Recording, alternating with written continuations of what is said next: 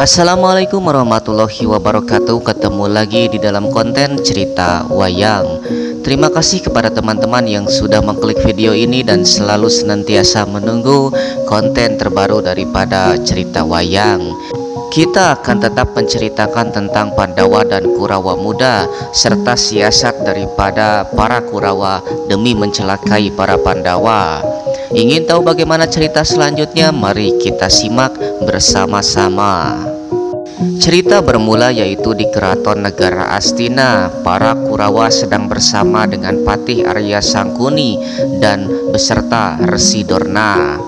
Para Kurawa yang setelah menyaksikan Pandawa masih hidup dan mereka bertemu di negara Cempalaraja ketika mengikuti sayembara Dewi Drupadi dan Dewi Srikandi. Mereka khawatir cepat atau lambat para Pandawa akan menagih tahta dari negara Astina. Mereka takut akan disingkirkan oleh para Pandawa dan tidak bisa menguasai negara Astina nantinya. Kemudian mereka pun meminta kepada Paman Arya Patih Sangkuni untuk memikirkan beberapa cara demi menghancurkan dan memusnahkan para Pandawa. Kemudian di antara semua itu Arya Sangkuni pun mempersilahkan kepada Resi Dorna untuk memikirkan cara-cara tertentu. Resi Dorna dengan senang hati kemudian memberikan sebuah siasat. Siasat daripada Resi Dorna ialah membiarkan para Pandawa untuk menempati negara Astina. Tentu saja itu adalah sebuah siasat daripada Resi Dorna. Dengan para Pandawa yang menduduki negara Astina, para Kurawa pun bisa leluasa di dalam memilih tempat untuk tinggal. Kemudian Resi Dorna pun menyarankan agar para Pandawa menyediakan tempat untuk para Kurawa tinggal, yaitu di sebuah hutan yang bernama Hutan Wanamarta. Resi Dorna nantinya akan meminta kepada para Pandawa untuk membabat habis hutan Wanamarta dan akan dijadikan tempat tinggal untuk para Kurawa nantinya. Dengan demikian Pandawa akan mendapatkan kembali tahta negara Astina. Tentu saja mendengar rencana tersebut Patih Arya Sangkuni tersenyum karena alas Wanamarta terkenal sebagai hutan yang sangat angker. Jangankan manusia, burung pun lewat di atasnya akan mati seketika karena tidak ada yang bisa keluar hidup-hidup melalui hutan Wanamarta tersebut. Dengan adanya persyaratan tersebut, tentu saja kelima putra Pandu tersebut akan mati di alas Wanamarta. Kemudian para Kurawa pun setuju dan mengatur sebuah siasat. Apabila nanti para Pandawa datang demi menagih tahta, mereka pun akan berkata demikian. Dan ternyata benar saja, tidak lama berselang para Pandawa pun mengutus Arya Bima untuk menagih kembali tahta di negara Astina. Bima datang seorang diri setelah diutus oleh Resi Abiyasa dan Ibu Kunti Nalibrata untuk menanyakan kembali tahta negara Astina. Dan kemudian Arya Sangkuni, para Kurawa serta Resi Dorna pun menyanggupi untuk pergi dari negara Astina, namun harus disediakan tempat, yaitu di hutan Wanamarta. Semua yang mereka katakan sudah direncanakan sebelumnya, yang tentu saja nantinya para Pandawa akan mati di alas Wanamarta sana.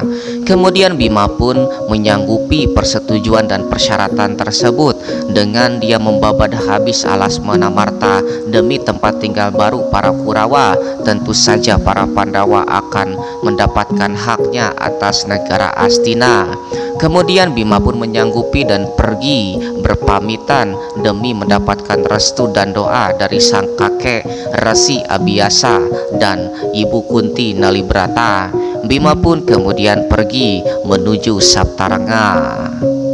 Di Saptaranga sendiri Bima pun menceritakan kejadian yang terjadi di negara Astina, dan kemudian Bima pun langsung meminta izin kepada Resi Abiyasa dan Dewi Kunti Nalibrata untuk membabat habis alas Mertani. Namun tentu saja Resi Abiyasa merupakan seorang resi yang adiluhung, kemudian menyadari rencana dari para Sangkuni dan para Kurawa demi mencelakai Bima. Tentu saja alas Wanamarta diketahui oleh Resi Abiyasa, dan Resi Abiyasa sudah mengetahui rencana yang akan dijalankan oleh para Kurawa. Resi Abhyasa dan Dewi Kunti Nalibrata menasehati Bima agar tidak melakukan hal tersebut. Namun Bima yang sudah berjanji untuk membabat habis alas Wanamarta tidak bisa tinggal diam. Dan kemudian tanpa restu dari sang kakek dan sang ibu, Bima pun pergi seorang diri menuju ke alas Wanamarta. Sesampainya di alas Wanamarta, Bima pun tidak tinggal diam. Bima langsung membabat habis pohon-pohon besar yang ada di alas Wanamarta. Satu persatu pohon besar tumbang di alas Wanamarta, menimbulkan suara yang sangat gaduh dan banyak sekali hewan-hewan yang berlarian tunggang langgang.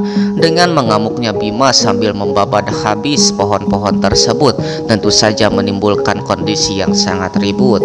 Tentu saja hal itu mengganggu penghuni hutan yang sesungguhnya. Ada seorang raksasa kembar yang bernama Amaruca dan Amaruci. Dua raksasa tersebut adalah penjaga daripada alas Wanamarta, dan ketika sampai di Utarungu, Bima pun bertemu dengan kedua raksasa tersebut. Kedua raksasa tersebut kemudian mencegah Bima untuk masuk lebih dalam, dan kemudian demi meneruskan perjalanan Bima pun dihentikan. Namun Bima tidak bisa dihentikan dan malah ingin melawan Amaruca dan Amaruci. Akhirnya pertempuran pun terjadi karena Bima tidak bisa dilarang. Bima pun bertempur melawan Amaruca dan Amaruci. Pertempuran pun terjadi di hutan Wanamarta bersama kedua raksasa tersebut. Namun kesaktian Bima sangat di luar nalar.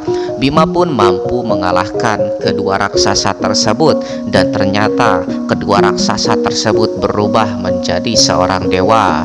Amaruca dan Amaruci berubah menjadi Batara Bayu dan Batara Indra sebagai penguji kepada Arya Bima demi menguji kesaktian dan ilmu yang dimiliki oleh Bima.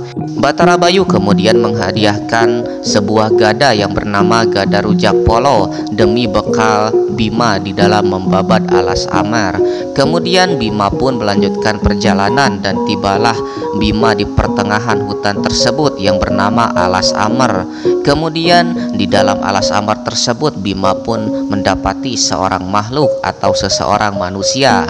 Seseorang tersebut sedang menangisi sebuah batu yang sangat besar yang merupakan jelmaan dari seorang wanita. Batu tersebut dipanggil-panggil sebagai seorang Widarmi yang merupakan kekasih dari sang pria tersebut. Pria tersebut adalah Bandung Bandawasa yang merupakan perwujudan daripada Raja Dendawa.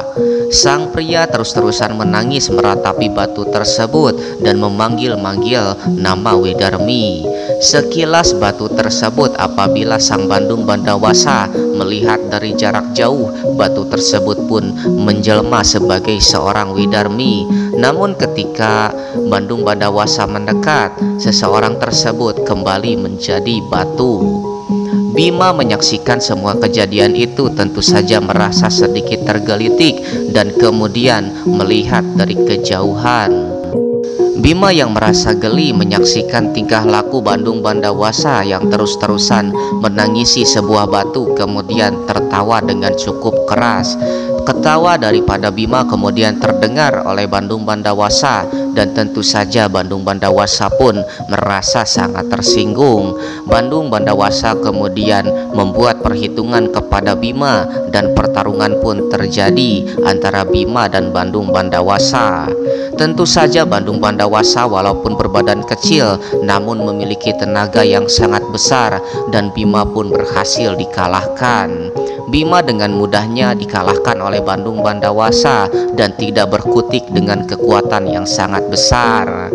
Kemudian Bima pun ketika sedang lengah Bandung Bandawasa, kemudian Bima pun mencuri kesempatan dan menghantamkan Gada Rujak Polo kepada Bandung Bandawasa.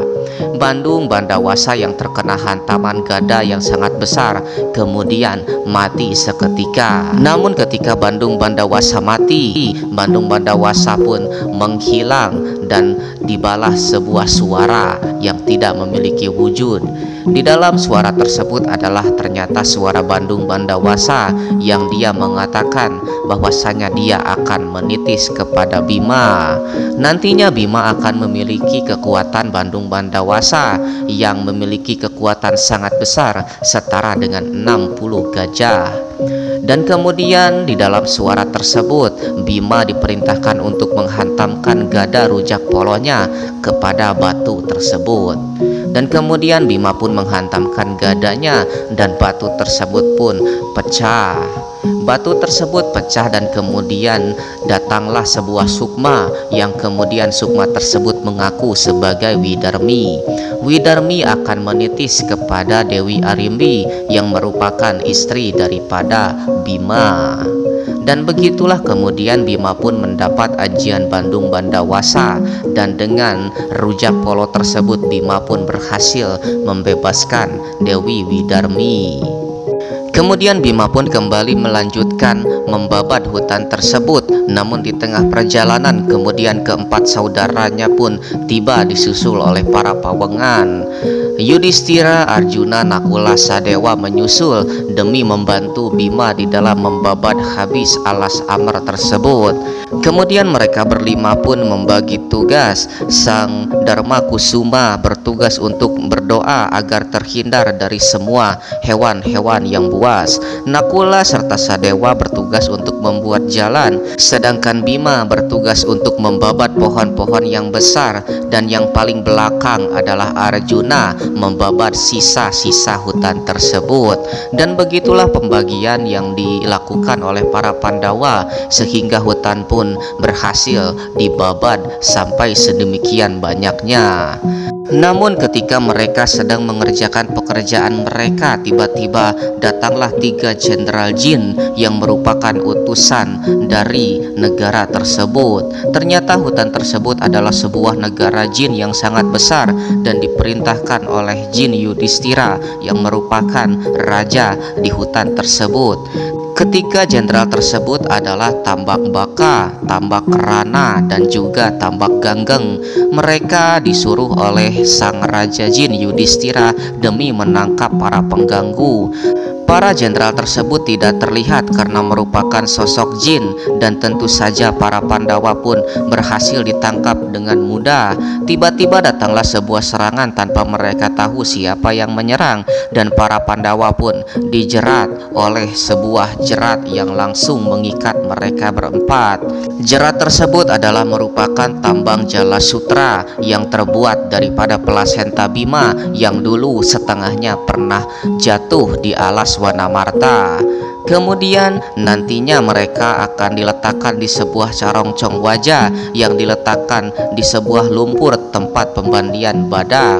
Pada mata lahir para manusia, mereka diletakkan di tempat pemandian badak, namun sejatinya itu adalah sebuah penjara di negara jin. Sedangkan untuk Arjuna sendiri berhasil lolos karena Arjuna berada di barisan paling belakang bersama para pawangan dan berhasil selamat dari serangan ketiga jenderal jin tersebut. Baik teman-teman, segitu yang bisa kita ceritakan. Tentu saja cerita akan berlanjut kepada video yang selanjutnya. Di dalam video selanjutnya kita akan menceritakan tentang pencarian Arjuna di dalam mencari keempat saudaranya dan kemudian membebaskan alas Wanamarta. Terima kasih kepada teman-teman yang sudah menyaksikan video ini dari awal sampai akhir, dan terus berikan dukungan kepada channel ini dengan mengetik tombol like, subscribe, serta komen, dan bagikan video ini sebanyak-banyaknya. Jumpa lagi di video selanjutnya. Sampai jumpa.